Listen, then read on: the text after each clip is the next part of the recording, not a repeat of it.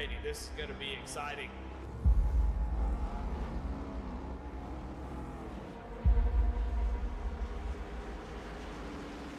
And the ARCA restarts up to go. Green flag is out and we're underway.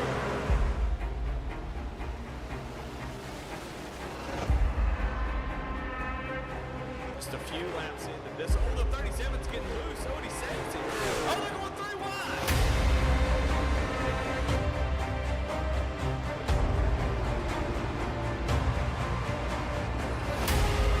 We've got a 5-way fight for the win of this race coming to 4 laps to go.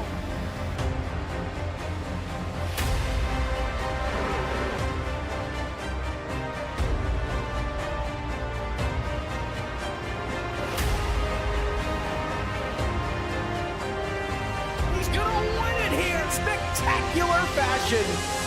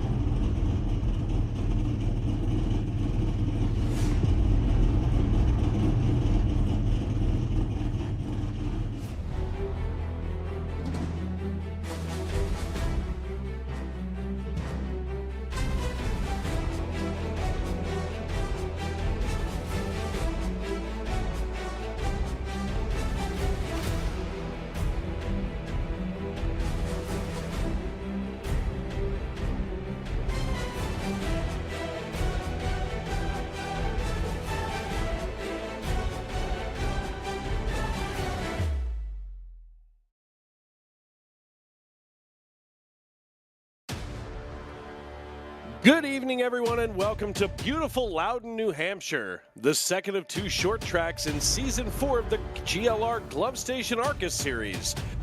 Last week at Richmond, here in the West Division, Logan Threlkel proved he's worthy of the GLR Pro Division with his first win of the season, while Dan Parks finished 9th overall and notched his first win in the AM Division for the West.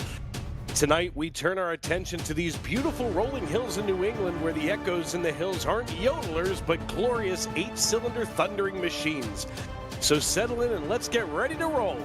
I'm Dave Riegel with your coverage of the West Division alongside Sky Shrek, who will be covering the East Division in the broadcast booth with the king of dual race production, Eddie Smith, on the 1s and 2s and everything in between.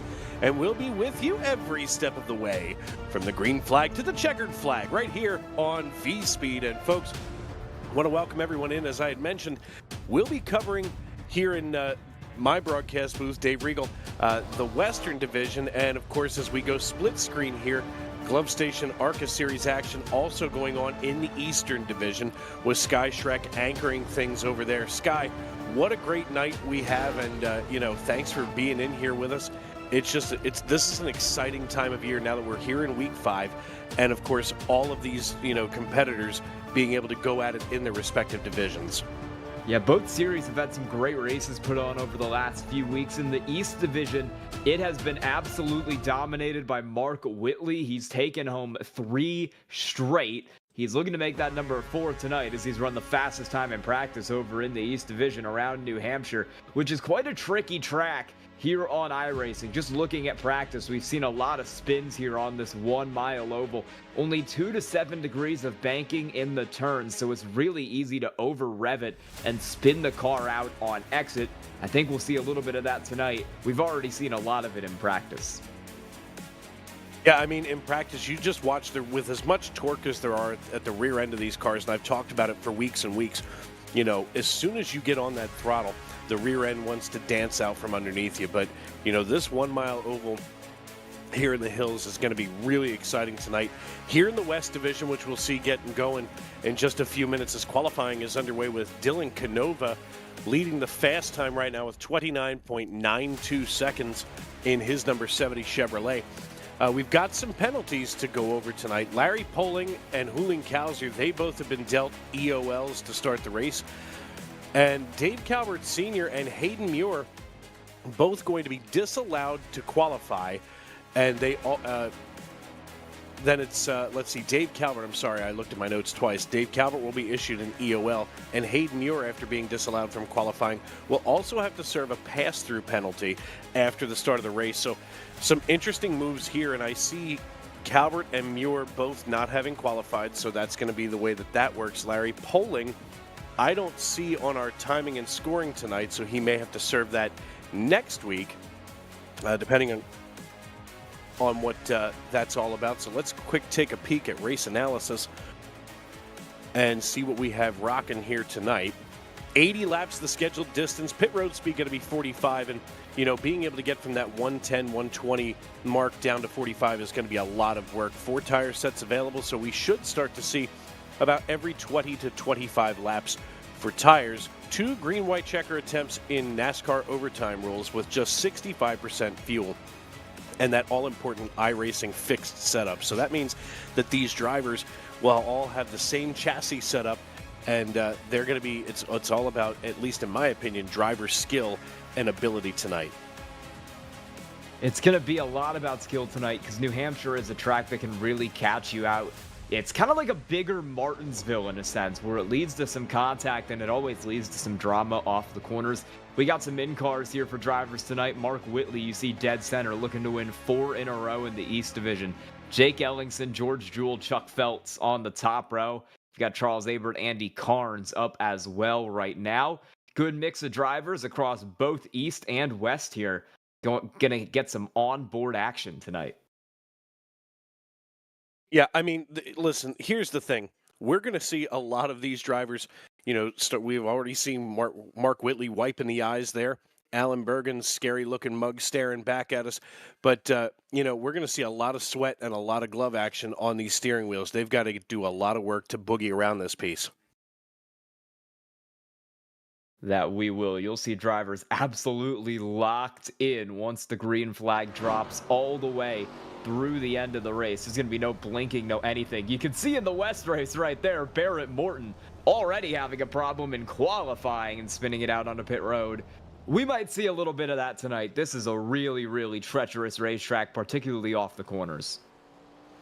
Yeah, I mean, when somebody like Barrett Morton or, some of our upper echelon drivers, if you will, have trouble holding it down, that's something that scares me. With about 22 seconds left, looks like he's got, a missing nose clip to start the race for Kevin Price. And thank goodness that this is a simulation.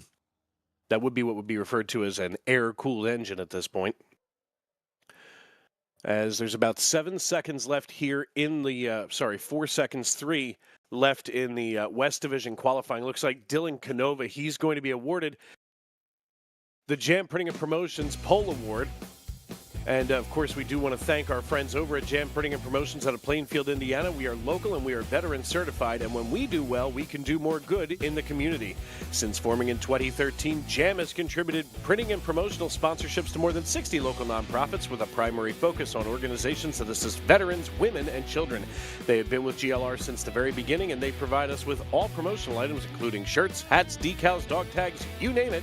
Jam is GLR's go-to promotional company, and they, of course, sponsor our Pole Award across all of our series, and Dylan Canova captures that award tonight. He'll be joined on the front row by Joseph McWhorter. George Jewell and Barrett Morton going to occupy row number 2, while row 3 is going to feature Tyler Justice starting in 5th with Timothy Peterson 6th. Noah Hoagie Hogard going to start on the inside of row number 4 alongside of Brock Price, starting in 8th position. The 75 of Chuck Pegleg Phelps starts on the inside of row number 5, and rounding out our starting top 10 is Charles Abert in lucky number 7. Jason Kristen is going to be alongside of Kevin Price in 11th and 12th position here in row number 6, while row 7 is going to feature Jeremiah Holt and Daniel Parks.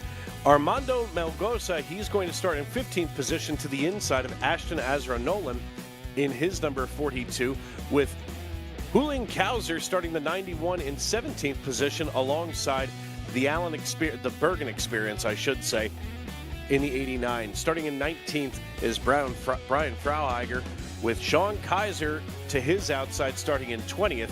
Hayden Muir and Dave Calvert going to be starting shotgun on the field tonight, and Sean Kaiser appearing not to take the start for the time being. And of course, as I mentioned, there's a couple of EOLs being assessed here. Larry Poling, who's not here tonight. Huling Kauser, Dave Calvert Sr. also going to be taking that EOL, and keep an eye on Hayden Muir as he's going to have to come down and serve that pass-through penalty. The iRacing.com pace car getting ready to lead us down here into turn number 1. Drivers just getting themselves all settled in here. Cars are nice and clean for the time being as Dylan Canova wants to be right up on that bumper of the pace car. Once again, a good reason to be in a simulation. The Lakeland, Florida native, go Tigers. Just behind our iRacing.com pace car as they work their way down the backstretch. Joseph McWhorter to his outside out of St. Robert with George Jewell and Barrett Morton just behind them. The iRacing.com pace car passing that Magic Mile logo right here in turn number 4. And as it dips on down to pit road, the only thing that's left to do is it's time to wipe the visor and adjust the 5-point harness. Grandma, grab your popcorn, your honey buns, and settle in. Race fans, it's show time! Green flag in the air, and off we go at Loudon. Dylan Canova going single file just ahead of Joseph McWhorter in the 72. As Barrett Morton also goes single file. Starting to see a lot of this going on so far as the rear of the field now trying to bunch itself back up. Dylan Canova trying to get credit for leading lap number 1, and he will as they roll out of turn 4, passing the start-finish line, and Canova going to lead our first lap. A good clean start to this race so far here on lap number 2. Taking a look at the 80 machine of Kevin Price out of Findlay, Ohio. He's already under assault from the 71 of Daniel Parks, who's working his way up along the outside. Drivers finding a little bit of momentum here on the high side of the racetrack. While it seems like Kevin Price has been pinned as we suddenly have a battle for the lead. The 72 of Joseph McWhorter getting ready to harass Dylan Canova. McWhorter just laid down fast time on the racetrack at 29.89 seconds, as now he is just chasing Canova. He was 300th of a second faster that last lap, and now he's trying to find some kind of momentum as the caution comes out, and that's going to be for the 78 of Armando Melgoza. Hayden Muir just served the penalty, so he'll be able to get a lap back here. So not a bad thing for Canova. Let's go to the replay as we see the 78 of Melgoza coming down the front stretch and just drifting up the racetrack. It's almost like he came in too hot and had to bring it back under control. If we go on board here, I'm betting we're going to see those hands busier than a one-arm paper hanger trying to keep it between the navigational beacons. And here we are, full throttle down the front stretch. And yeah, you can see it breaking loose. I can see just out of the left side here, those hands holding on for dear life as he brings it to a peaceful rest. Fortunately, nobody else involved here in our first caution of the evening. And also a little bit of breathing room now for Dylan Canova. As Canova gets him, he just had McWhorter all over his rear bumper. With a good restart, he should be able to gap him once again. But as I had mentioned, McWhorter just had 300th of a second faster than Canova, and it was starting to get pretty consistent. We take a quick look here at our Pro and Am division split here.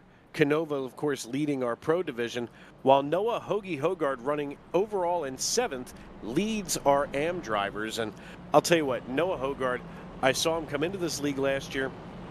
He did a great job being competitive from the start and being respectful competitive.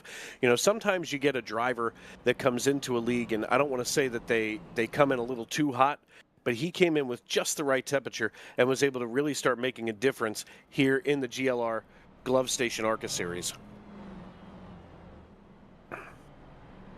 5 laps in the books now as we serve our first caution of the evening. I want to thank our good friends over at Lincoln Tech. Lincoln's mission is to provide superior education and training to our students for in-demand careers in a supportive, accessible learning environment, transforming students' lives and adding value to their communities. They are one of the largest automotive technology schools in the nation with 23 campuses, and they are, of course, the title sponsor of the Fall Series and a huge partner of GLR. So we want to thank them for all of their support here at GLR. And if you're interested in what we do at Goat Locker Racing, you can head on over to goatlockerracing.org. And as a contributor to Goat Locker Racing Inc., we make sure that your donation goes directly to supporting our cause of helping military veterans and first responders. And we thank you in advance for your generosity. Make sure to hit that QR code right there in the middle of your screen as we're covering the West Division. Of course, we'll be going to the East Division in just a little bit here when they get ready to go back to Go Green Flag Racing. It's kind of a unique thing here to V-Speed that Eddie Smith was able to pull off in the production truck to be able to show both divisions here in the GLR ARCA series. And that's something that you honestly won't find anywhere else on YouTube, Twitch, or anywhere on the iRacing.com servers. So a huge thanks to him as Dylan Canova leads us out of turn 4. He hits the restart zone, and green, green, green, we're back underway, bumping and shoving down the front stretch. And Dylan Canova and Joseph McWhorter going nearly fender to fender into turn 1. McWhorter backing off just a little bit, but he's got a whole rear view mirror full of Barrett Morton in the 9. And that could get awful hairy as now Canova and McWhorter are able to start scurrying away from Morton and George Jewell out of Lakeview, Michigan. We see that view out the rear of Dylan Canova, and he looks back and, you see McWhorter looking high, looking low, trying to find a way around. He gets himself lined up, and with just a really great entry into 1 and 2, Canova puts a little bit of distance, but it's, where McWhorter's making up the difference is on turn exit, coming out of 2 and down the backstretch. So pretty evenly matched here, just 8 laps on these tires so far this evening. Of course, as I had mentioned, they've got 4 sets apiece.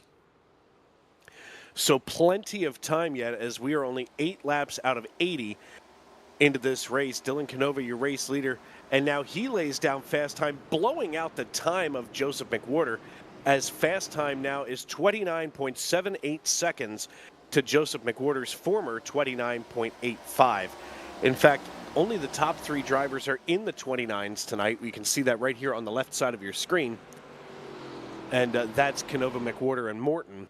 So pretty impressive overall, as we're going to start to see a lot of these drivers trying to log those times. Side by side goes Noah Hogard and Brock Price in the 43, deeper in the field.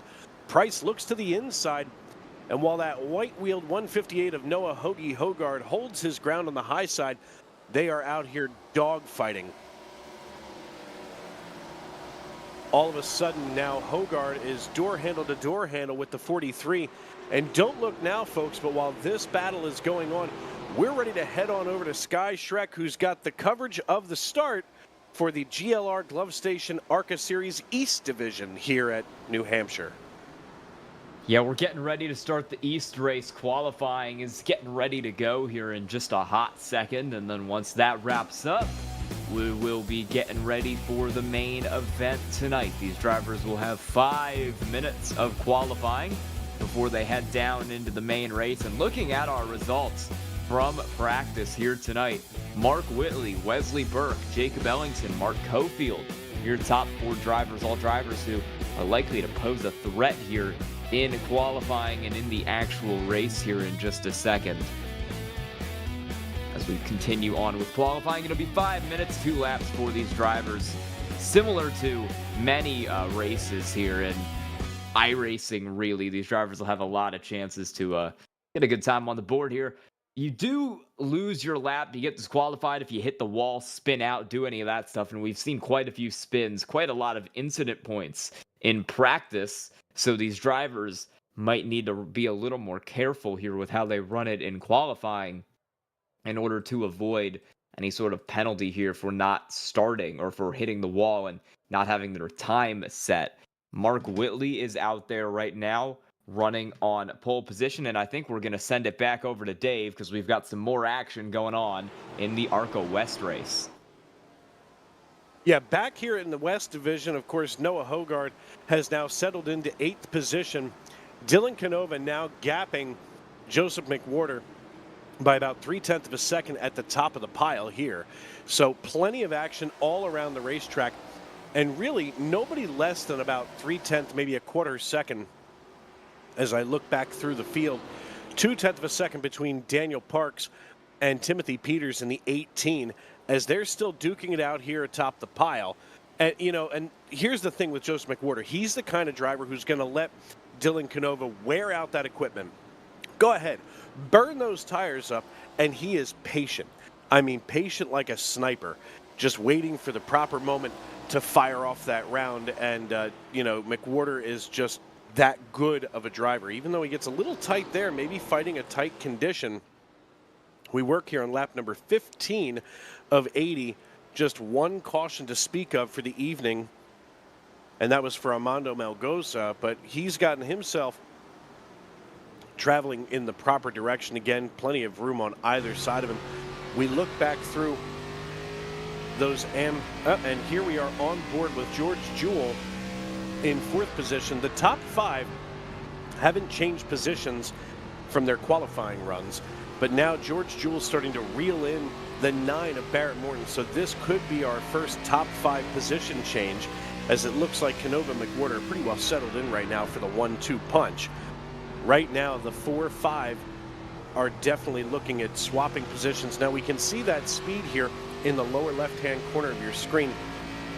And we saw that it's almost 140 miles per hour on the French stretch. Now 150, so nearly touching 160. And they've got to get these cars woed down to under 100 miles per hour in 4th gear and then be able to spin up. I haven't seen anybody shifting between 4th and 3rd gear tonight, so obviously they're not having to do that to get moving on turn exit. But George Jewell now trying to chase down Barrett Morton in a battle for 3rd position. Jeremiah Holt here running about 3 seconds back. So, those top 4, they have just absolutely set the pace for themselves. And for everybody else, that brings out the battle. Jeremiah Holt in the 73. He's running in 5th position, up 8 spots from where he had started. If we could just take a look here at the split between the Pro and the Am racers, not only do we have the Pro and Am divisions within the East and West, but we're also bringing you action tonight from both divisions of the GLR ARCA series. And we can see Noah Hogard still leading Brock Price in the 43, and they're running overall 6th and 7th, and they're running 1-2 in the Am standings. And that to me, that's incredible that they're able to pull this off. And if they work together, they can really make progress on trying to crack in to that top 5. And we've been waiting now for 2 seasons, at least that I've been waiting for 2 seasons, to see a natural Am winner. And could it be Noah Hogard tonight? It absolutely could be, but he's got to contend.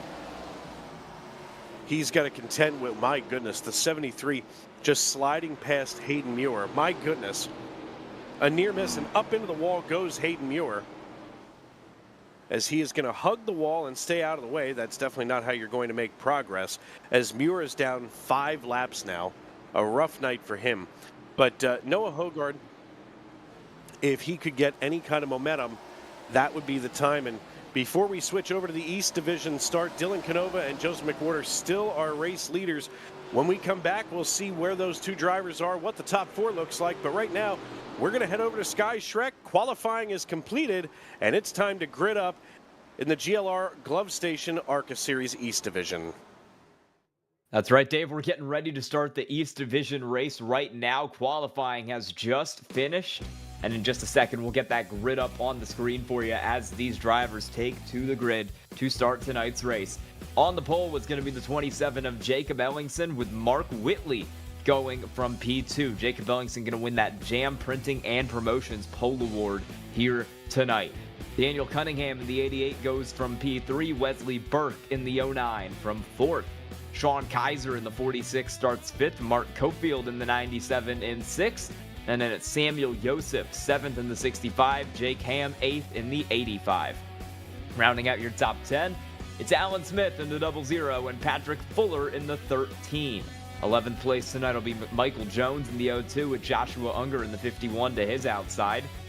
Starius Days goes from 13th. Tim Wilms, P14. 15th tonight, Brandon Wallace. 16th, Kyle Deering. 17th, James Goshen. 18th, Jamie Libke. And the last 2 cars in your top 20 will be Andrew Carnes in the 19 and Conrad Whedon in the 20.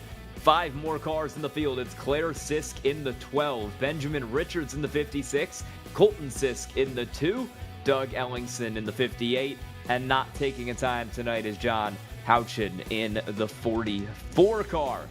We will have 25 drivers in the ARCA East race tonight. A great field here for your race at New Hampshire.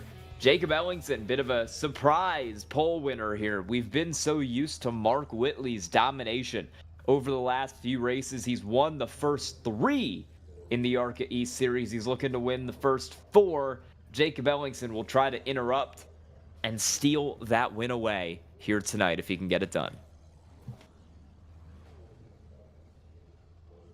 Cars are just moments away from rolling onto the grid and getting ready for tonight's race here at New Hampshire. Same rules as the ARCA West race. 80 laps tonight, 45 miles an hour down pit road. 4 tire sets available, 1 on the car, 3 of them back in the pits. 2 green-white checkered attempts if we need them. I think we've only seen them once or twice so far in the Glove Station ARCA series, and 65% fuel load tonight with an iRacing fixed setup as always here in Goat Locker Racing. Working our way down the back straightaway, it'll be Jacob Ellingson and Mark Whitley getting ready to take us to the green flag here tonight. Good starting position for both Daniel Cunningham in the 88 and that 09 car of Wesley Burke, 2 drivers we don't typically see up here in the top 5 to start races, but they both had great quality runs, and they'll try to back that up with some good race pace here tonight. We'll see what those 2 can do, although Wesley Burke has had some internet issues, so we'll see how that plays out. Front row, it's Whitley, it's Ellingson. We hit the green flag, and we're green at New Hampshire.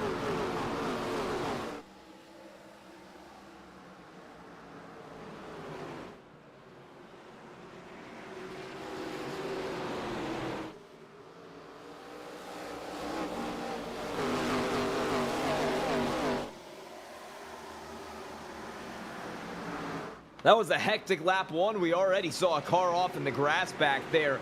Chaos up towards the front of the field. Chaos further back in the field as well. That was Claire Sisk, who took a ride through the dirt early on. Battle for 3rd right now. Wesley Burke looking to make a move on Daniel Cunningham. Burke is running all the way up in that 3rd lane while Cunningham is down around the bottom. Car around for P5. Mark Cofield into the inside wall hard. Major damage for that 97 car. Hit that inside wall. No caution, but he will go all the way to the back of the field. And he's going to have a lot of work to do to get himself up to his 5th place starting position. You'll see the replay here. They were going at it a little bit further back. That's Sedarius Days and Alan Smith making some contacts. But Mark Cofield, this isn't related to any of that. He's going to go around all on his own right here. Just overdrives it out of the corner, spins that thing down to the inside wall. Pretty hard hit there for the driver of that 97 car. Look at that line Mark Whitley is running. He's all the way down on the apron, and it's working for him. He is holding that lead while running the apron line around this racetrack. That is not something I've seen really work in the Cup car here, in the Xfinity car here, in officials here. Somehow it's working for Mark Whitley right now on 74 car. He's ripping the bottom lane, and he's using it to get away from the 27 of Jake Ellingson and the 09 of Wesley Burke running back there, P2 and P3. Cunningham is trying to copy that line now. He's moving down onto the apron, trying to have what Mark Whitley is having, but he doesn't have the same speed. You saw him loose off the corner there, not working as well for the driver of that 88 car. In contrast, Burke and Ellingson are running much further up the road. You see them in that 2nd groove, that 3rd groove. 2 very different philosophies here for the cars up at the front of the field between the 74 and the 88 and the 27 and the 09. Looking a little bit further back, you see some more cars trying to copy that Mark Whitley strategy. Sean Kaiser has been going down on the apron, trying to get a move done on Jake Ham back in that battle, but it hasn't worked for him much either. We're going to take a quick peek back at the ARCA West race here. Dave, what do we have going on over there? We have had a complete change of scenery up here at the top of the pile as the green flag flies. Barrett Morton takes the green flag and begins to run away from Dylan Canova. Here's the interesting thing. Dylan Canova just registered as having spun out. I couldn't figure out what it was. I run the replay back, and we can take a look at it too. Joseph McWhorter applied the chrome horn perhaps just a little too early in this piece. And all of a sudden, Dylan Canova was facing the wrong direction. Now Canova looks to the inside of the 9. The light's not on here, so it's pretty cloudy here on the backstretch as Canova is chasing down Barrett Morton. He had the lead, and, well, quite frankly, Joseph McWhorter took it away from him. And now all of a sudden, Canova running P2 looks to the inside of Barrett Morton. He's going to easily get side by side. Now, he's not doing what we saw with Whitley a few moments ago, but he's at least able to get pretty darn close to that white line. We work here on lap number 33 of 80. And getting around the lapped car now of Brian Frauheiger are our leaders. Frauheiger opting to go to the low side. There's no rule that says you have to be high or low. Just get out of the way if you can. And now Dylan Canova gets a good run on Barrett Morton, and all of a sudden Canova back atop the pile. So he takes his position, rightfully so. Again, meanwhile, Joseph McWhorter out of St. Robert, much further back in the pack now, going side by side with Kevin Price, trying to work his way back through traffic. Currently, he's sitting behind Price and Chuck Pegleg Feltz, and Feltz almost having to box him in as Price is to the low side. Now, whoa! McWhorter out here driving like a man on a mission. He could have easily just punted the 03 out of the way. He doesn't, and now goes fender to fender with Chuck Pegleg Feltz as they run down the front stretch, crossing the start-finish line. Joseph McWhorter is angry. Now, his last lap was just a 30.35. Dylan Canova just laid down fast time once again at 29.77 here on lap number 35. Of course, everybody coming in on lap number 28 for pit stop. So that kind of lines up with what we had talked about during pre-race about, you know, how often these drivers were going to be coming through, as Canova has now begun to gap Barrett Morton by 0.8 of a second and then some. Here as Morton has to hold off George Jewell in the 36. We go on board now with Chuck Feltz, and Feltz not even close to looking like he's nervous here as he gets running in 12th position.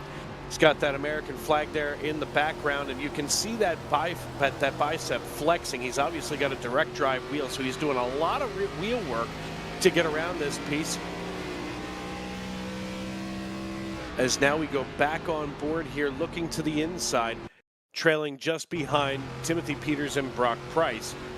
Chuck Feltz down 3 positions after qualifying in 9th, running in 12th for the time being.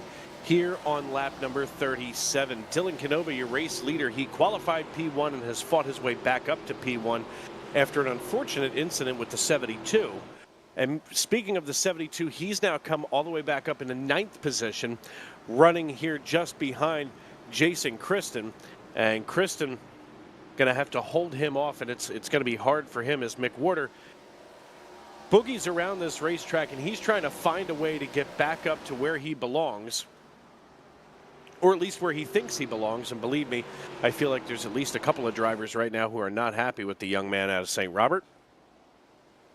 But a lot of organized racing here on the Western Division. Of course, folks, you know, we are able to show both the East and West divisions of the Goat Locker Racing Glove Station ARCA series here on YouTube. And of course, we want to thank all of you for tuning in to V-Speed, and thank all of you for making us a part of your evening. Dylan Canova now gapping everybody by 1.54 seconds. So even in the fixed setup, he is starting to set sail tonight here at New Hampshire, and he's not looking back.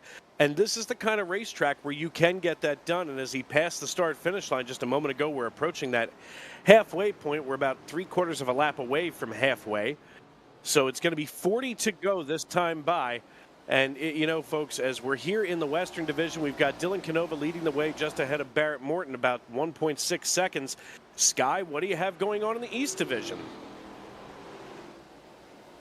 We've got a battle for the lead brewing over here right now. Wesley Burke in the 09 got around the 27 of Jake Ellingson and has caught up pretty rapidly there to Mark Whitley in the 74. And they're running two very different lines. Whitley continues to run his line all the way around the apron.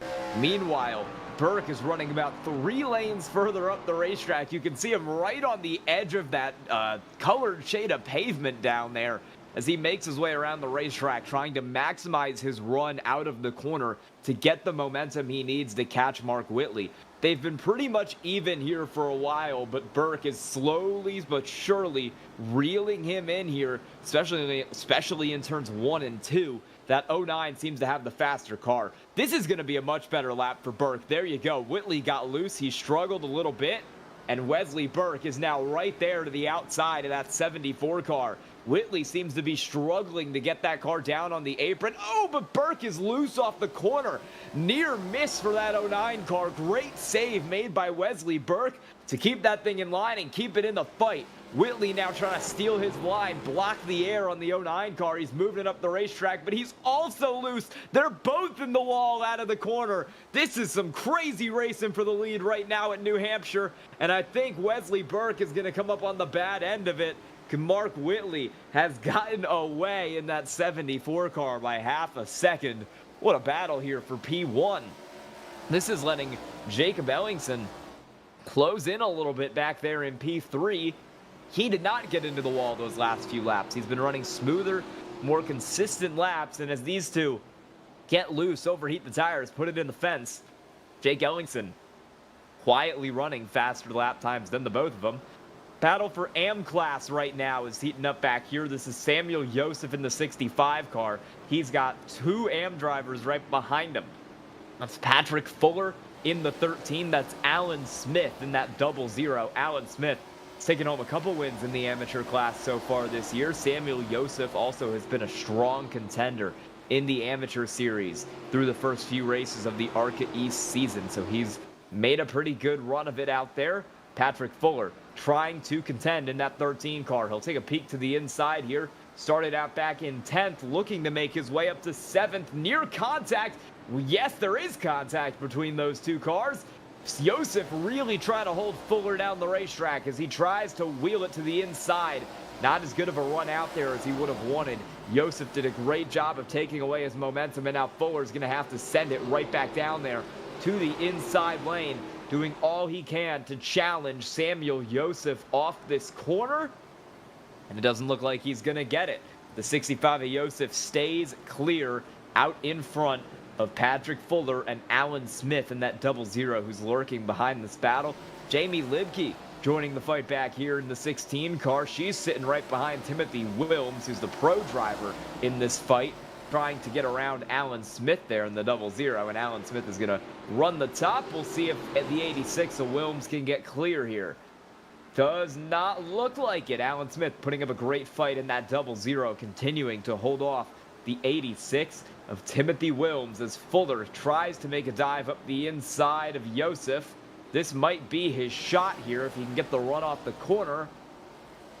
He's just not able to get the run off the corner, though. The 65 is doing a really good job to hold him off there, to stop that 13 car from getting momentum. And Patrick Fuller is really working his tires here, trying to find a move. That is simply not happening for him right now. He sticks tight in that battle. Passing seems to be getting a little more difficult here because Timothy Wilms can't make his way around Alan Smith, and that's kind of letting Jamie Libke up into this fight here. 4th in the amateur class, 11th on the racetrack in that 16 car. She's trying to find a way around the 86 of Wilms and join that train of 3 amateur cars. All, I guess, 1, 2, 3 in class, but 7, 8, 9 on the racetrack up in front of her right now. A little further back in the field, everybody's mostly single file. Battle is brewing for P5 right now. That's Sean Kaiser working to the bottom. Jake Ham in the 85 riding on that higher lane, and he is not holding that 46 of Kaiser down in the same way that we've seen Samuel Joseph doing for the lead of the amateur class. That might help Jake Ham, or excuse me, that might help Sean Kaiser get the move that he needs there. Though he's also running a little high up the racetrack there, and it doesn't seem to be working out too well for that 46 car. Jake Ham has that spot. Looking at our biggest mover so far this race, that's the 16 of Jamie Libke, who's gone +7. Started out in 18th, has that car riding in 11th at the moment. Also up quite a few spots is James Goshen, one spot behind her, has gone from 17th up to 12th. Passing has been at a premium here, so it's been difficult for some of these cars further back to really drive up through the field. As you see the battle continue to go right now between Libke and this car of Timothy Wilms doing battle right there. Ham and Kaiser are also going at it, but Jake Ham has done a great job to really maintain that spot for now.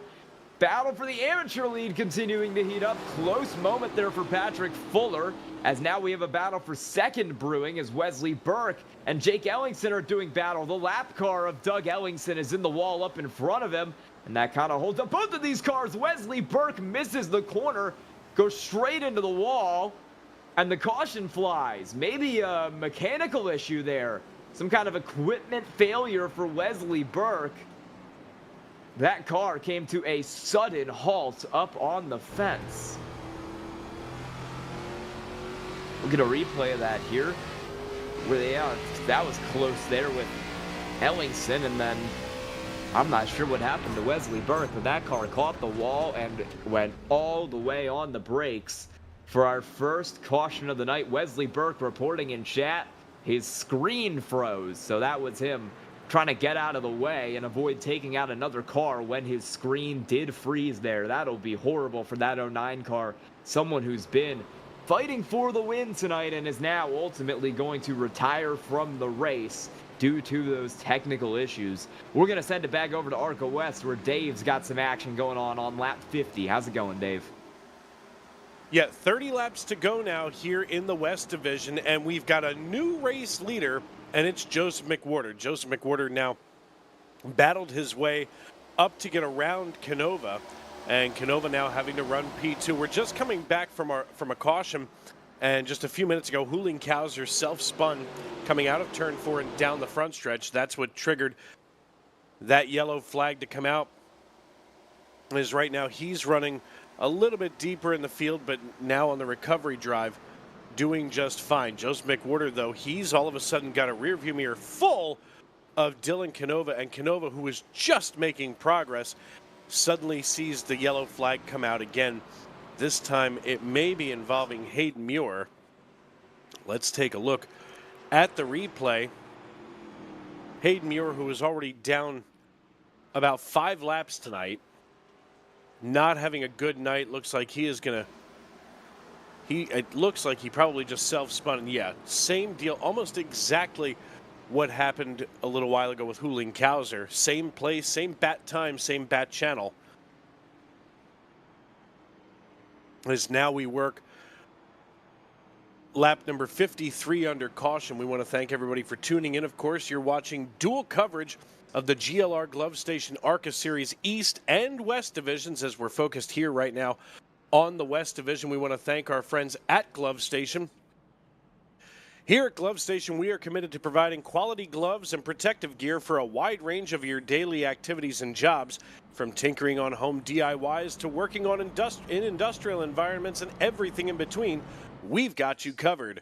With the endless amounts of safety products on the market, we want to make it effortless for you to find the right protection for your needs. Head on over to glovestation.com and check them out. Of course, huge supporter, 2 years now, for myself at least, with Glove Station. And what a great line of products that they have over there. Make sure to head on over to glovestation.com. When we go back green flag racing, it's going to be Joseph McWhorter, Dylan Canova, Barrett Morton, Timothy Peters, Jeremiah Holt. That's your top 5 overall. But then we look back here at Dan Parks. Now, Dan Parks running overall in 7th, but now leading the AM division just ahead of Brock Price, and they're running 7th and 8th. Basically, it seems to me like the AM drivers have been just tied up with one another all night long. No questions asked. And it's almost like they've formed a wall here, and they've just got to break through that wall to get into 6th position, which, of course, is where George Jewell is. And Jewell right now running overall in 6th. The next driver there who's in the pro division, is Tyler Justice. So Justice is actually separated by Noah Hogard, Charles Abert, Brock Price, and Daniel Parks in those standings. So this is what makes that Pro-Am split so interesting in the GLR Glove Station ARCA Series. And also, this is the only place that you're going to be able to see the East and West divisions racing simultaneously tonight. As, of course, you just heard the dulcet tones of Sky Shrek covering the Eastern Division. And right now, I can only assume that Eddie Smith has a Dr. Octopus backpack that has 8 arms coming off of it for him to work all of these buttons. So a huge salute to Eddie Smith. And we get ready to go back green flag racing now. It'll be lap number 56 when they come around as we go under that USA Today banner here on the backstretch. Kids, USA Today is a newspaper, and newspapers used to be used to wrap fish and read the information for the day. Now you just go online and scroll for it. As the iRacing.com pace car peels on down pit road, Joseph McWhorter with control of the field opts for the high line, gets a good restart over Dylan Canova, and off we go. Nobody opting to come down for pit service since it was so close between these last 2 cautions. The 9 of Barrett Morton kind of hanging out behind the 70 of Canova. And if what we saw earlier from McWhorter much earlier in this race, using the chrome horn to get around Canova as any kind of indication, I wouldn't be surprised if we might see, there it is, a bump from Canova as they make contact going down the front stretch. He's just reminding McWhorter that he didn't forget what McWhorter did to him earlier coming into turn 1. And now with another good run, oh, Canova almost wrecks himself. The front end of the race car gets a little bit loose and almost floated around. We're 24 laps to go here on lap number 57. And Canova is ready to use any means necessary. The young man out of Lakeland, Florida, of course, the spring training home of the Detroit Tigers, bringing his machine here to Loudon, New Hampshire, as McWhorter has no choice but to try to make that 72 car 3 wide. And he is doing his very best. Right now, he's gapping him by about 0.2 of a second. Fast time is now owned by Joseph McWhorter. No, I'm sorry, it's still Dylan Canova who had it at 29.77. McWhorter still with a 29.82. We ride right here on that left front fender of Canova. Canova now drawing ever so close to the back bumper of the 72. He can get right up there, and it's one thing to be able to catch somebody. It's another thing to be able to get around them. And Joseph McWhorter is not the kind of driver who makes too many mistakes, but all of a sudden we see the rear end of the 72 step out. He's able to gather it up, but too late, too little too late, as now fender to fender they go side by side into turn number 1. Dylan Canova getting the clean pass over Joseph McWhorter. McWhorter with a little bobble there coming out of 4. We've seen it from other drivers. Here I am saying he doesn't make many mistakes, and just that second he does, with now 21 laps to go as we work lap number 60 here at New Hampshire Motor Speedway. Dylan Canova, your pole sitter, sits just ahead of Joseph McWhorter. Barrett Morton running P3 with Timothy Peters and George Jewell rounding out your top 5. But this battle has been going on all night long. We know that there's other drivers out on the track, but there's nothing else to worry about when all of a sudden your leader is under assault. And I mean, you know, after what I saw from McWhorter earlier, I wouldn't be surprised if Dylan Canova filed for a protection from abuse order, because that rear bumper has got to be sore. And the fender of the 72 has got to hurt just a little bit too. I mean, these two are just in an abusive relationship. As we're going to take a quick step aside here with 19 laps to go, we're going to head on over back to the East Division. And Sky Shrek with the call over there as we go under caution right now anyway. Had some pit stops in ARCA East, couple cautions there in the midst of that. We had a yellow for 2 simultaneous accidents. John Hoochin spun and collected Doug Ellingson, and Samuel Joseph got into the back of Sean Kaiser and took an EOL penalty. Had pit stops here for the entire field. It shook up our order a little bit. New top 5 is Mark Whitley, Jake Ham, Daniel Cunningham, Timothy Wilms, and Alan Smith sits 5th. Caution flies. It's John Huchin. He spun out in the exact same spot, and this time that car is totaled. Second time John Huchin has lost it out of turn 4 today. Last time he didn't hit anything except for Doug Ellingson. This time he went directly into the tire barrier and destroyed his race car. And that will be the end of the 44 of John Huchin here tonight. Cautions breed cautions. There's your third of the race right there. So the amateur class has been shaken up a little bit there by Samuel Joseph taking that EOL penalty. Alan Smith in the 00 now sits in the lead of that one, 5th on the racetrack with Patrick Fuller behind him in 6th. And then you've got James Goshen, who's driven all the way up through the field here tonight. Biggest mover, 17-7 in that 085 car. Tied for biggest mover, in fact, with Timothy Wilms, who's gone 14-4. So as we hit the halfway point in this race, still Mark Whitley domination right now in that 74, but Jake Ham and Daniel Cunningham are doing battle and are still up in this fight. Jacob Ellingson, who was battling with these drivers a little bit earlier, has slid back to 13th position here. Try to get you an exact answer on how he ended up going that far backwards. I believe it was just a bad pit stop for the 27 car, and he had to go all the way back through the field, and that was what ultimately set him all the way back there. Actually, I'm going to give you an exact answer. It was a speeding on pit road penalty, I believe, for Jacob Ellingson. Had to go to the back of the line. He's got that car back up to 12th, but that was why he restarted in last a couple restarts ago. He will try to get back through the field here and contend with Mark Whitley and Jake Ham and Cunningham up front like he was for much of the earlier segment of this race. I'm going to go through your field here. We've got Mark Whitley up front. He's dominated. Jake Ham has gone from 8th to 2nd. He's got a fast car in that 85. He might be one of the few drivers that can challenge Mark Whitley there. Daniel Cunningham 3rd, Timothy Wilms 4th, Alan Smith and Patrick Fuller are the battle for the lead of the amateur class. Patrick Fuller's been trying to get the lead of that class for a while, but he hasn't really been able to secure it. He sits 6th on track, 2nd in class right there. James Goshen in the 085 is 7th. Brandon Wallace, Kyle Deering, Jamie Libke, the rest of your top 10 at the moment. And then back from there, you've got Sedarius Days in 11th. Jake Ellingson 12th. Sean Kaiser had that accident there with Samuel Joseph trying to fight his way back up through the field, sits 13th. From there, it's Andrew Carnes, Joshua Unger, Samuel Joseph, who took an EOL penalty after that accident, Colton Sisk, Claire Sisk, Benjamin Richards, Michael Jones, Conrad Whedon, Sean Kaiser, and Doug Ellingson. All cars on the lead lap. Doug Ellingson just got his lucky dog right there. John Huchin, Wesley Burke, your 2 DNFs. 2 cars out of the race. Heartbreaking for Wesley Burke. Had that equipment malfunction about 15 laps ago that took him out of what would have otherwise been likely a top 3 finish for that 09 car with how well he was running in the early stages of this race.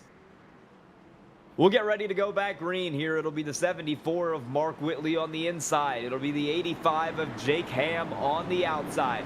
Mark Whitley looking to win his 4th straight in the Glove Station ARCA Series. 38 to go. We hit the restart zone. He's off at New Hampshire.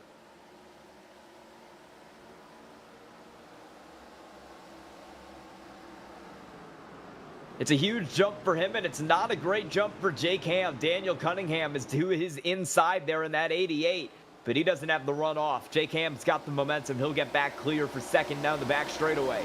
Timothy Wilms in the 86 will now be to the high side of that 88 car, and we'll see if Wilms can get anything going all the way up the racetrack there, trying to find some speed in that 86 to get himself onto the podium. We're 3 wide further back here. Crazy battles going on throughout the field. This is James Goshen trying to get up positions. Brandon Wallace, Kyle Deering are the other cars kind of in this 3 wide melee. You've got Jake Ellingson trying to find his way back up to the top 5. You've got Jamie Libke trying to make her way back up here as well. Cars all over the field trying to do battle. Caution flies further back. Michael Jones is around on the back straightaway. This is a pretty big hit here. Yeah, we'll get a replay of this here. This is going to involve him and the 12 of Claire Sisk up here on the top lane. Michael Jones is running on the bottom. You have the 12 of Sisk up there on the top, and Michael Jones is just going to kind of hook it into the side of Claire Sisk. Overdrove the exit of the corner. Pretty decent damage there for Michael Jones. I think Claire Sisk made it out pretty okay. She should be fine to continue in this race without too much damage. Michael Jones got the worst of that. We're going to send it back over to ARCA West, where Dave's got some more action going down over there. Tell us how it is, Dave. Yeah, just coming back from caution number 6 here in the West Division. Hayden Muir, realistically, the 84 and the 03, both lapped cars, kind of duking it out toward the rear end of this thing. Didn't end very well, but it does put Dylan Canova back up in the lead. Joseph McWhorter running in 6th. Now, Joseph McWhorter came down for fresh tires. Dylan Canova stayed out. He basically, your top 4 right now did not come down for pit service, including Noah Hoagie Hogard. Now, he currently leads the AM division, but he's running overall in 3rd. So an interesting move here from the 158 and the 80 of Kevin Price. Timothy Peters and Dylan Canova now side by side getting ready for the restart here at New Hampshire Motor Speedway. The iRacing.com pace car gets out of the way one more time here. And with 12 laps to go, the green flag waves. Canova with a good jump over Peters. They're going to have to almost work together to try to keep McWhorter out. But watch McWhorter here running now in 5th position. He takes it 3 wide. Too big of a move here. Nearly wrecked himself and everybody around him as he's still the meat in this sandwich. Joseph McWhorter now dips to the low side with the 33 all over his rear bumper. That's Tyler Justice. He almost served him an exhaust lunch. Is now the 72 and the 73 are side by side. The 72 of McWhorter now looking to the inside of Kevin Price, as all of a sudden he just slips on by him like a hot knife through butter, and that puts Noah Hoagie Hogard in the crosshairs of the 72. The question becomes, how long does the 72 put up with this? He's only got 10 laps left, and and we've all sat there listening to those post-race interviews, both in the real world and here on iRacing, and the last thing you hear is, if I just would have had one more lap. Well, I think Hogard may have maybe just one more lap in him, but McWhorter may need an extra because Dylan Canova on old tires just blew his own fast time out of the way at 29.67. So the question remains now, does he have enough to hold off McWhorter? And oh, the 80 being spun out. That's Kevin Price. We stay green flag racing, no caution in the air. A wild ride for Kevin Price as now Joseph McWhorter follows Timothy Peters by about 0.4 of a second, and he trails Dylan Canova by all but a full second. So an interesting development here late in this one now with 8 laps to go at New Hampshire Motor Speedway for the GLR Glove Station ARCA Series West Division. Dylan Canova, who has led almost all night, now sees the caution fly, and that's not going to feel too good. That's going to bunch up Joseph McWhorter all over him. And let's take a look and see what happened with Daniel Parks here in the 71. That probably is what brought this caution out. Let's take a peek. Daniel Parks now working his way toward the entrance to turn 4, and he just gets tagged by Chuck Pegleg Feltz, and then the 36 comes in almost to finish the job. That's George Jewell. So the 71 of Daniel Parks, a late race, and probably not a very happy race leader in Dylan Canova. With 7 laps to go, he has his, at least for my estimation, arch nemesis of New Hampshire just behind him. Well, he'll be restarting just behind him in row number 2. Timothy Peters is going to be restarting also on the front row. The question is, do he and Canova have to work together to hold McWhorter off? I know that it sounds like we're talking, super speedway strategy here, but quite honestly, that's kind of the neighborhood that we're in at this stage in this race. as we work here with now 6 laps to go. We may even get a natural green-white checker, as we're going to be staying right here through the end of this one where the checkered flag will fly. When we restart, it's going to be Dylan Canova, Timothy Peters, Joseph McWhorter, Noah Hoagie Hogard, Tyler Justice. That's your top 5 overall. And then we look at the split. Noah Hoagie Hogard is your leader for the AM division. He's got Charles Abert and Kevin Price running 2 and 3 behind him, with Brock Price in the 43 running in 4th. So it's an interesting mix here for the AM drivers, with Canova, Peters, and McWhorter up there on what would be the podium if the checkered flag flew right now. You know, it does beg the question, because we know that he's a talented driver. If Canova and McWhorter tangle again as they did much earlier in this race, is Hogard all of a sudden able to, you know, capitalize on that and get himself not only an AM victory but also a natural podium? This is going to be pretty exciting. I mean, Canova, Peters, and Hogard, they've got a lot to prove tonight, with McWhorter going to be restarting on the inside. It looks as they're side by side. The iRacing.com pace car trying to hold back these angry Hornets, as we've got just 5 to go now. It's going to be 4 to go when we go back green flag racing here in the GLR Glove Station ARCA Series West Division. And here we go. The green flag flies. Dylan Canova has a lot to hold off here as he gets the jump over the 18, and the 18 trying to be a road bump just in front of the 72 of Joseph McWhorter. They go side by side.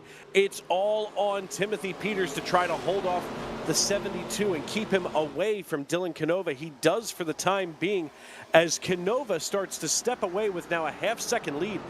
McWhorter really is having to work his way around Timothy Peters. This is something that I was kind of supposing, but all of a sudden we've got a battle now for second position. Dylan Canova able to scamper away from Peters and McWhorter, and while Peters and McWhorter fight, that allows more time for Canova to get this win under his belt. The 158 of Hogard giving plenty of room to the 72, who now peeks to the inside of Timothy Peters. He's only got 3 laps to do it. Can Joseph McWhorter now climb his way up to where Canova is, as he's now side by side? The rear of the 72 steps out coming out of turn 4. We've seen it time and time again. With 2 laps to go, the popsicle sticks are in the air. Dylan Canova trying to hold off Timothy Peters and Joseph McWhorter. It looks like, if all things being equal, it should be Canova's race to lose, but right now the 18 is playing spoiler to the 72, and the 72 gets the chrome horn out again. All of a sudden he's going to start beating and banging on that rear bumper. He wants around Peters, and Peters says, "Not so fast, my friend." As they come down the front stretch, the popsicle sticks go down, the white flag is in the air, and we're racing back to checkers. Now McWhorter gets to the outside of Timothy Peters. They go fender to fender coming out of turn 2 and down the backstretch. Dylan Canova has this one all but salted away for himself, but the 18 is not happy, and he wants retribution for Canova early. He gets a run coming into turn 3. Does McWhorter bobble coming out of 4? Dylan Canova coming out of turn 4 sees the checkered flag in the air, and he captures the win here at New Hampshire Motor Speedway. He's going to be joined on the pro podium by Joseph McWhorter and Timothy Peters, and just barely missing out on the overall podium is our AM winner, Noah Hoagie Hogard, in the 158. So it goes Canova, McWhorter, Peters, Hogard, Kauser, Morton, Holt, Justice, Kristen, and Charles Abert rounding out your overall top 10. It's going to be Noah Hoagie Hogard. Charles Abert picks up the P2 for the AMs, and Dylan Canova, with 62 out of 80 laps led, brings home the checkered flag. And as I had mentioned a little while ago, he blew out his own fast time with a 29.6. And Noah Hoagie Hogard lays down a 29.956. He started in 7th overall. He finishes 4th overall, but he's got that all-important AM victory in the Joe's 158 Toyota. And I'll tell you what, guys, this is just an incredible finish to this race. I mean, you know, I really thought McWhorter was going to try to give Canova a run for his money, but he can't get it done tonight. So that will finish that win possibility and going multiple wins again here tonight at New Hampshire as we get ready to chat with our race winner. Just waiting for him to pop in. But, folks, what a great race tonight. I mean, especially after some early fireworks between our race winner and our P2 finisher, Joseph McWhorter. You know, Dylan Canova had a lot to prove to hold him off. And, I'll tell you what, just a great run tonight for Canova as, and as we wait for our pro winner, Noah Hoagie Hogard steps into the booth. Hey, Noah, it's Dave up in the booth. You got me? Hey, what's up, guys? How y'all doing? Buddy, I'm good, but you got to be even better right now. You pick up the AM win tonight. You finish P4 overall. That's got to be a good feeling for you. Oh, it's huge. This is such a huge feeling for me right now. I've been so hungry for that win, and I finally get it. I have ate my meal. I am full, but I want more. I just try to focus on the 3 R's today. Rip it inside, and rip it inside. And we got it done. Yeah, you definitely got it done today here in the 158 team. I mean, I was excited for you. I remember when you came into this league last season and, you finally get another good win, especially here at a place like New Hampshire. What a tough place to win. Yeah, definitely. This is not the track I was thinking I was going to win at. But, hey, we'll take it, Absolutely. Well, listen, before we cut you loose, who do you need to thank and who do you need to shout out tonight for helping you get it done on the 158? Well, first of all, I need to thank Lincoln Tech Save 22. I need to thank Glove Station and the Indiana Department of Veteran Affairs. They help us so much, and I appreciate them so much. I want to thank all of my friends for supporting me throughout my sim racing journey. Definitely want to thank my girlfriend. I love her so much, and I'm so happy you got to watch me win tonight. And I just want to thank Goat Locker for having me. I absolutely love this league, and I just feel so happy to be a part of it. My friend, congratulations. We'll see you next week. We'll see you. That's the voice of our AM winner, and here is our pro winner and overall winner, Dylan Canova. Hey, Dylan, it's Dave. You got me? Yeah, I got. Buddy, listen, a great win tonight. You lead 62 out of 80 laps, and after that earlier kerfuffle with Joseph McWhorter, you still come home with the checkered flag. That has to taste so good. Yeah, it definitely does. And, big shout out for him for owning up to it. I know he didn't mean to get into me there. We had a couple lap cars there we were trying to split, so just kind of a bad deal. I guess I got lucky and got it back going before I lost too many spots because I think I still was lined up 5th after. Yeah, I mean, not only that, but you also had Timothy Peters, holding him off here at the end of this piece because you were up there on old tires. You last came down on lap 47. He came down on 63, so you had a lot working against you. I mean, that's a huge hurdle to come over. Yeah, I definitely, when they pitted, I kind of figured it was coming. I knew if I stayed out, everybody was going to come down. If I went down, everybody was probably going to stay out. I wasn't sure how much the tires would be worth. So it's definitely interesting. I wasn't quite sure how it was going to play out, but I think when we refired, we still ran in like the 29 6s and 7s. So I don't think we had any drop off in lap time. I don't know if it was just me driving it as hard as I could there those last 10 laps just in case or what, but it didn't really seem to slow down at all. All right, my man. Well, listen, congratulations. And before we cut you loose, who do you need to shout out and thank for helping you get it done tonight on the 70 team? Oh, man, everybody who makes this possible, this league, all the admins, they give us a place to race, all the sponsors that make it possible for the league, Glove Station, and just everybody at Goat Locker. You guys for broadcasting it, all the fans for being out there watching, all the drivers for showing up, and then everybody over at Revved Up Racing, Victory Fuel, Circle W Farms, Forced by Dennis, and just everybody who makes this possible. All right, my friend, congratulations. We'll see you next week. And we have got to head ourselves on over to the East Division. Sky Shrek with the wrap-up over here. Just a few laps left.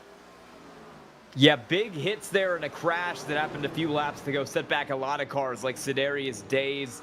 Sisk involved in that one as well. I think we saw about 6 cars in total. Mark Cofield ended up out of the race. Back up front, Mark Whitley has torched the rest of the field. He is pulling away 2.3 seconds, but the battle's on for second. Jake Ham and Jake Ellingson have been banging on each other's doors here for about 3 laps now, and this battle is anything but decided.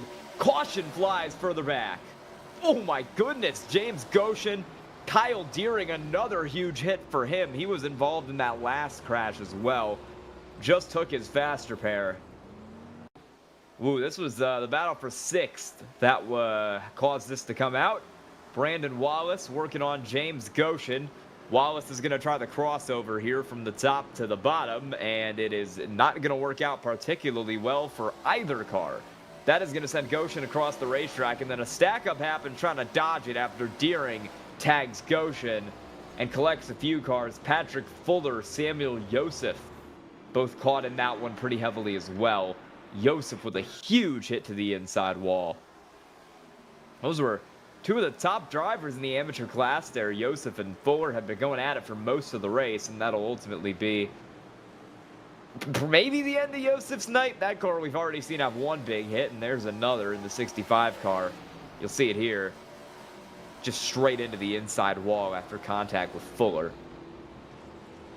EOL penalty going to be given out to Kyle Deering, I assume, for ARCA braking and taking out about 3 more cars in that accident. So he will have to work his way back up through the field if he wants any hope of doing anything here in the amateur class tonight. So you see pit stops underway for a lot of cars. Primarily the cars who were involved in that accident are coming down, along with a couple others further back in the field. 12th on up have stayed out, but you've got Yosef, Fuller, Wallace, Deering, Goshen, both Sisks in the pit lane. Sedarius Days did not make it back out after that huge hit he had in that accident. And Doug Ellingson also pulled it into the pits here pretty recently, and I think he might be done for the night. Samuel Yosef, next to retirement. He is also done for the night in that 65. So, quite a few cars out of the race now. Your DNFs are Wesley Burke, John Huchin, Benjamin Richards, Mark Cofield, Samuel Yosef, and 13 laps down is Doug Ellingson, and 3 laps down still in the pit lane is Sedarius Days after a big hit not too long ago in this race. We're coming down to the end of this thing now inside. 10 laps to go for your leaders. We'll get stacked back side by side as the lights on the pace car go out for the final fight here tonight. Going to be 9 laps to decide it all. On the front row, you've got Mark Whitley, Jacob Ellingson, who was holding second at the time of caution and will get that spot over Jake Ham in third and Daniel Cunningham in fourth. Through the rest of the top 10, you've got Timothy Wilms in 5th, Sean Kaiser 6th, Michael Jones on an interesting strategy call here, running on 10 lap older tires than everybody else. We'll see if he can hold on to that position in P7. Alan Smith 8th, Jamie Libke 9th. That's the battle for the lead of the amateur class. And then Joshua Unger, also in that fight, will roll off in 10th. The pace car will duck in as we head out of 4. It'll be Whitley, it'll be Ellingson. As we hit the restart zone, Whitley takes off. We're back green at New Hampshire.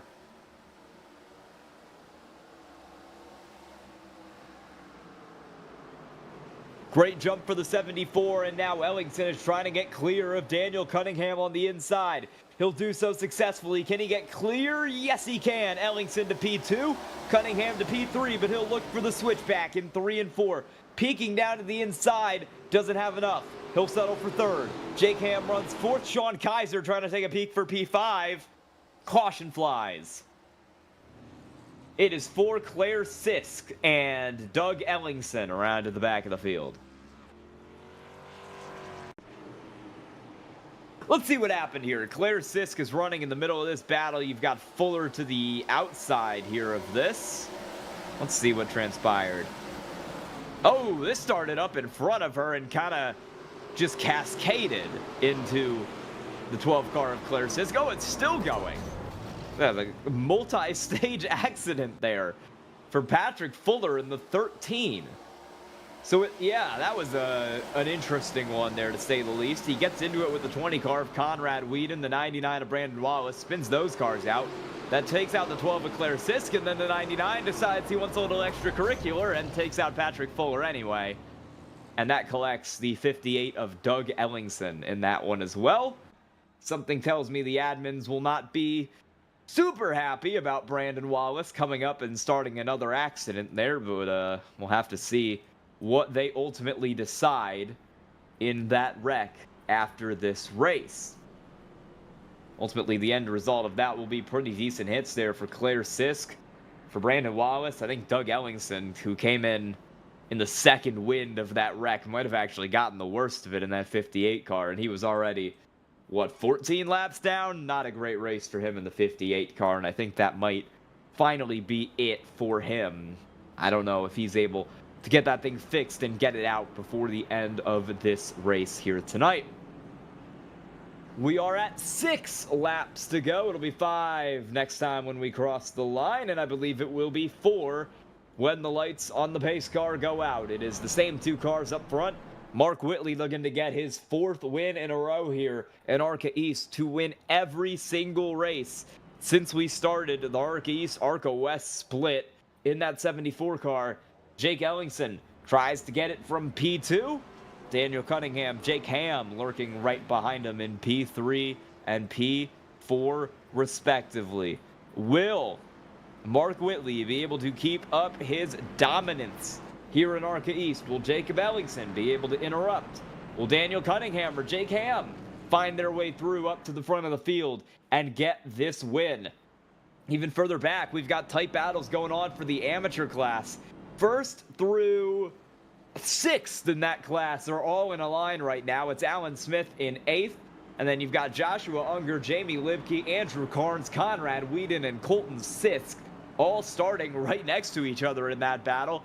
That's going to be a crazy fight to the finish here over these last 5 laps. It is going to be far from over for both the win of the race and the win of the amateur class. 5 to go this time. Will we be green to the end? Let's find out.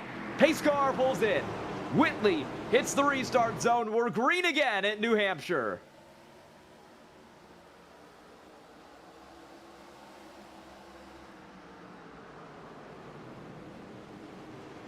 And Mark Whitley is immediately clear there. Cunningham and Ellingson will do battle for P2, and it looks like Cunningham might be able to take it this time. Down on that bottom line. Too much speed in that 88 for Jake Ellingson to handle potentially. He's going to try to disrupt the 88's run off the corner here, but Cunningham has the clear advantage. He's loose off the corner, though, and that'll give P2 back to Jake Ellingson. And now Jake Ham will try to follow that follow that 27 car through on the top to get around that 88 car there on the bottom line. You've got Sean Kaiser, Tim Wilms side by side in this battle as well there, running in 5th and 6th.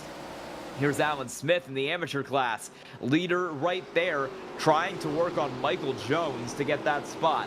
Mark Whitley is stepping out loose up front. Oh, car around. That is Wilms, and it's Colton Sisk. We're going to have overtime here in ARCA East. Tim Wilms was running P6 at the time. I believe Colton Sisk was running around 13th when that happened. We'll see what happened to Wilms first, working on the inside of Kaiser. Wonder if he just lost it here. He's all the way down on the apron. It can be easy to spin out when you're down there. And that is exactly what he did. Locked it up, narrowly avoided that tire barrier there. That would have certainly ended his race. As it stands, not too much damage, but that'll take him out of contention for a top 5 here tonight. Colton Sisk also around in that 2 car was running 13th at the time of the accident. Very, very similar thing to what happened to Wilms. Just was trying to keep it out of Goshen to the outside of him. Spun it all on his own. Didn't hit the inside wall there, but still going to be not ideal for the 2 of Colton Sisk in that amateur class.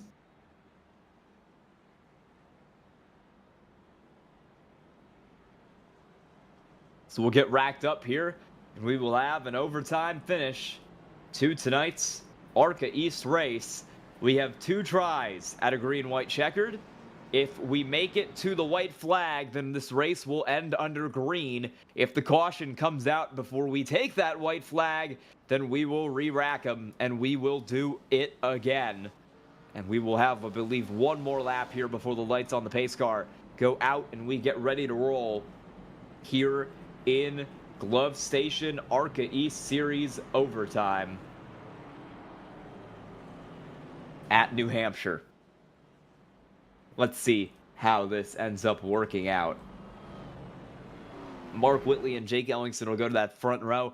That battle in the amateur class is very far from decided. Alan Smith, Jamie Libke, Joshua Unger, Andrew Carnes, all in that fight, all sitting 7th through 10th. You've got Colton Sisk, who is somehow still in that fight. Well, the caution actually, I think what happened, the caution came out before he spun out. So iRacing let him go back to P12, and it was like it never even happened for the two of Colton Sisk. He'll stay 5th in amateur class.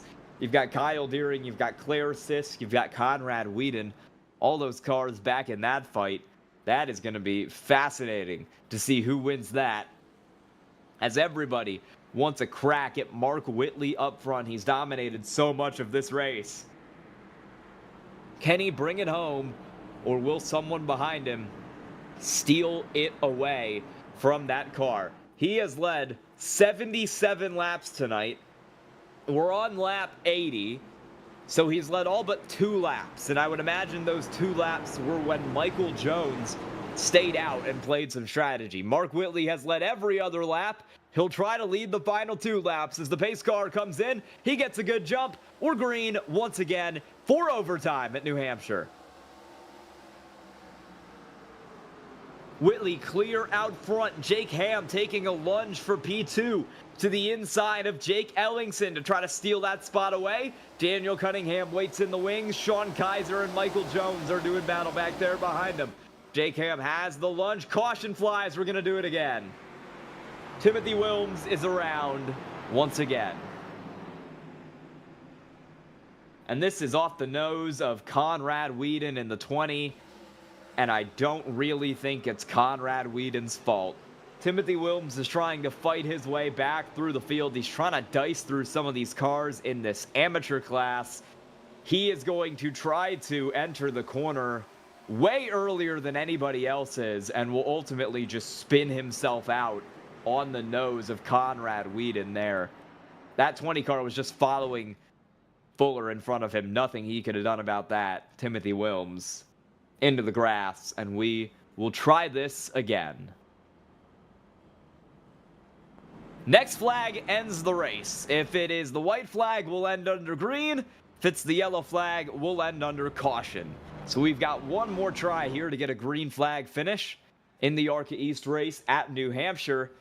Will Mark Whitley be able to bring it home? I bet I know what Mark Whitley's thinking. He's praying as soon as he jumps and crosses that start-finish line that the caution comes out so he can win this race by default. He does not want Ellingson or Ham to challenge him. He wants to get his 4th win of the season stress-free, because I bet you he is stressed out right now behind the wheel of that 74 car. Only 80 laps was the scheduled distance in tonight's race, and I think Mark Whitley is going to come out of this thing leading at least about 81 of them from the overtime period that we are having here tonight.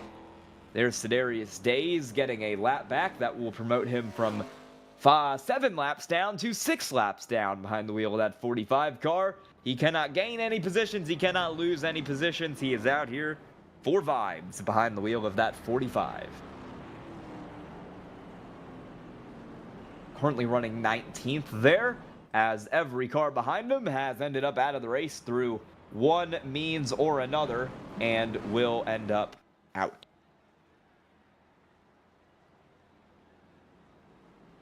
We're going to be watching the amateur class here a little closely. If Mark Whitley just pulls away into another stratosphere like he's done over the last few restarts, I think we're going to maybe take a peek back at what's going on with Alan Smith and Jamie Libke in that fight that's going on for the win of the amateur class, because they've been going at it all race, and they have been putting on a show in the mid-pack. We'll get 2x2 once again here for the final time tonight in the ARCA East race at New Hampshire. It'll be Mark Whitley and Jake Ellingson on the front row of the Pro Division. It'll be Jamie Libke and Alan Smith on the front row of the AM Division. Who is going to bring it home tonight at New Hampshire? Can Mark Whitley continue his trend, lead all but 2 laps tonight, lead every green flag lap tonight, and win his 4th in a row? Can Jake Ellingson steal it away? Our pole sitter, can he take it back at the last possible seconds? He hasn't held the lead since the start of this race tonight, and I'm sure he would love to end it. We're in the restart zone. Mark Whitley gets a huge jump once again, and we're back green for the final time at New Hampshire.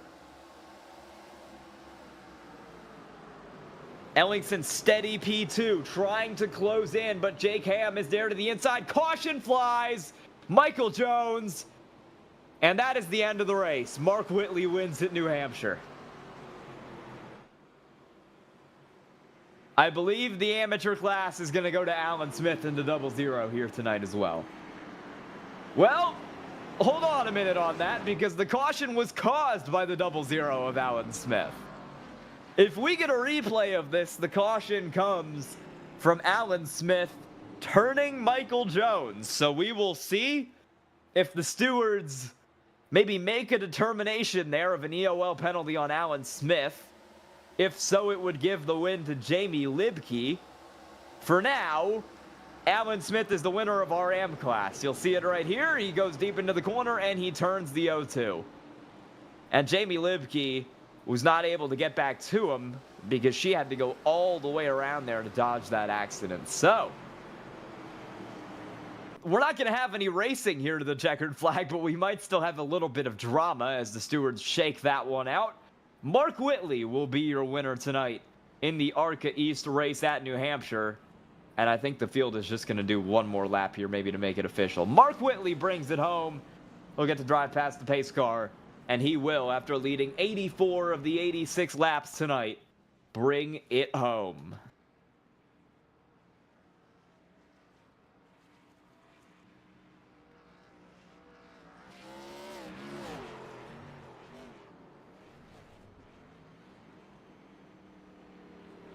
Mark Whitley will get to do some burnouts. Alan Smith, winner of the AM class tonight. I believe we're going to let that one stand. And Alan Smith in the 00 will bring it home in your amateur class. And I think we're going to see both drivers hit some burnouts here on the front straightaway. This will be Alan Smith's second win of the series in the amateur division. He brought it home at Charlotte. He'll bring it home tonight at New Hampshire.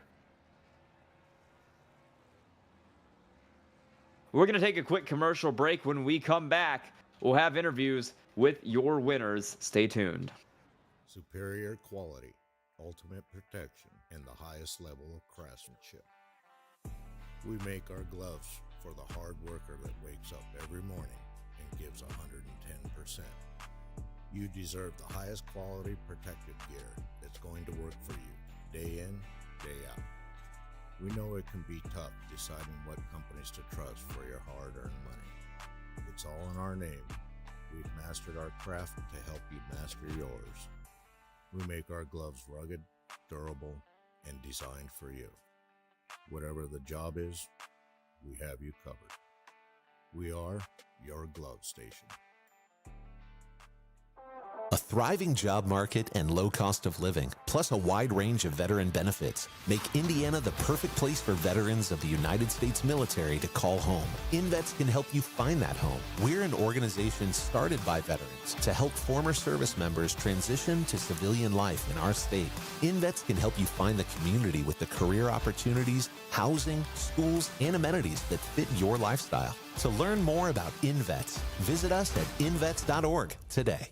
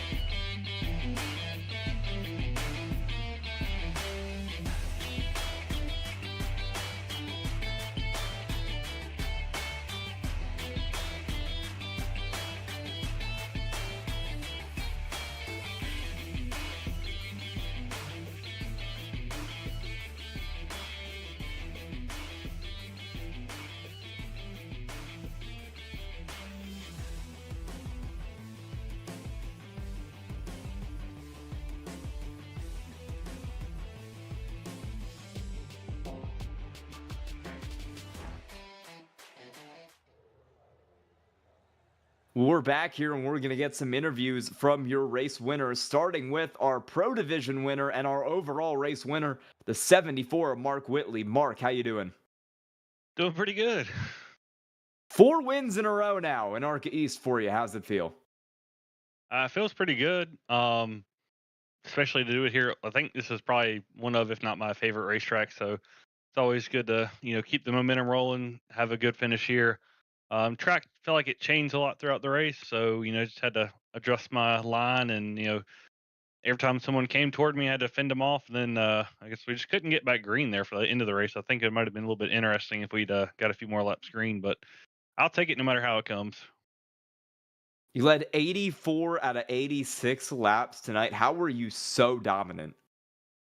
I think it just started with I got a really good jump on the initial start. I really like this track. Like I said, I tried to run my normal line here at the beginning of the race down there on the apron a little bit. It seemed like it was maybe too hot for it. I have a really good feel for it, and I was able to kind of just migrate up to the top a little bit and just kind of run that almost diamond line that a lot of people run here. And it helped. I think the 27 at one point got speeding penalty or something. I know I saw him go all the way back. I'm not sure what happened. And, it just was able to maintain. People behind me kept racing. So I kind of just had that clean air, which is what I always say, clean air is king. So and there at the end, it was just about, trying to time the restarts good, get through the gearbox good, and just try to get away. And we had a few of them there at the end. I was just trying to make sure I kept getting good jumps and was able to get to the gearbox clean without missing a shift. All right. Anyone you have to thank tonight? Oh, yeah. Brantley, Harpoon Design, also Vector over there. If you need a paint job made, he's the man. Harpoondesign.com. He's got a form you can fill out. My other sponsor, Jawa.gg. They're the #1 online gaming marketplace for gamers by gamers. Have the best policies over there, best stuff. You need a new upgrade or a whole new PC, they're the ones. Check it out. Jawa.gg. All the league sponsors here, Lincoln Tech, Save 22, Indiana Department of Affairs, Glove Station. List goes on and on. Without them guys, we wouldn't be out here. It's so good to have all the sponsors backing. You guys putting on a great broadcast, and I think that's about it. All right. Congrats on the win tonight, Mark Whitley. Thanks, guys. We're now going to pull in our amateur division winner on the night. That will be the 00 of Alan Smith. Alan, how you doing? Fantastic. How about yourself? Pretty good. Second amateur division win of the season here at New Hampshire. How'd you do it? Wow, I'm telling you, I practiced a lot. I'm telling you, I spent a lot of time behind the wheel, and boy, did them guys, Patrick Fuller and Jamie Lipke, were all over me tonight. They were really after me, so we raced hard, and I hate that spin happened at the end, but he came across my nose, and it was all over with. So, but good night tonight. I had a great time. I'm getting to where I love short track racing. Yeah, I was going to say, you had great battles there with Jamie Libke and all those cars behind you. Were you nervous at all over the course of those last few restarts having to hold them off? Oh, absolutely. Absolutely. And I would rather had the outside, and I kept getting on the inside. And so I was wanting to stay on the outside where I was getting my better runs. That's just the way my race run tonight, and my car just worked better on the high side there. So, but yeah, they were after me, and I could tell it, and I was driving my butt off. All right, do you have anyone to thank tonight? Yep, I always thank my Lord and Savior Jesus Christ for giving me eternal life. I thank my son Eddie for helping me, and him and my wife getting me all the equipment and stuff. My mama for watching the night. Hey, Granny, how you doing? This race is for you. But also Jam Printing and Promotions.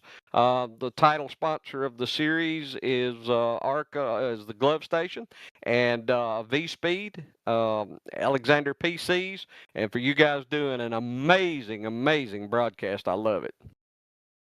All right, congrats on the amateur class win tonight, Alan Smith. Woo. Thank you. We're going to take a quick look at our results here from the ARCA East race. Obviously, your race winner tonight was Mark Whitley in the 74 car. Bringing it home in second was the 27 of Jake Ellingson. The 85 of Jake Ham finished third tonight in pro class. Daniel Cunningham fourth, Sean Kaiser fifth. The rest of your 10 pro drivers in the field tonight: James Goshen 6th in pro, 10th on the track. Tim Wilms, 7th pro, 15th on the track. Brandon Wallace, Michael Jones, 8th and 9th in pro, 16th and 17th on the track. And Wesley Burke, last place, had to dip out early with a technical issue. Amateur class tonight, Alan Smith grabs the win over Jamie Libke, Andrew Carnes, Colton Sisk, who are all right next to each other at the end of that race. Joshua Unger finishes 5th, Kyle Deering 6th, Patrick Fuller 7th, Conrad Whedon 8th. That is Claire Sisk there in 9th, who has not finished the race, and you can see her timer still ticking up in that 12 car. Sedarius Dias finishes 10th in the amateur class. Samuel Joseph, Doug Ellingson, Mark Cofield, Benjamin Richards, and John Houchin, your non-finishers tonight in AM. It was a great night of racing, Dave, wasn't it? Yeah, I mean, both divisions did an incredible job tonight bringing home the bacon. And this place really does produce some great racing. We saw it in both leagues tonight, both divisions. We saw some great racing absolutely across the board, and I'm going to be looking forward to next week when the drivers of the Glove Station ARCA Series take on Watkins Glen for their first road race of the season, which is going to be a ton of fun. For everyone here at V-Speed and Goat Locker Racing, for myself and Eddie and Dave up here in the booth, make sure you like and subscribe to V-Speed, and have a great night.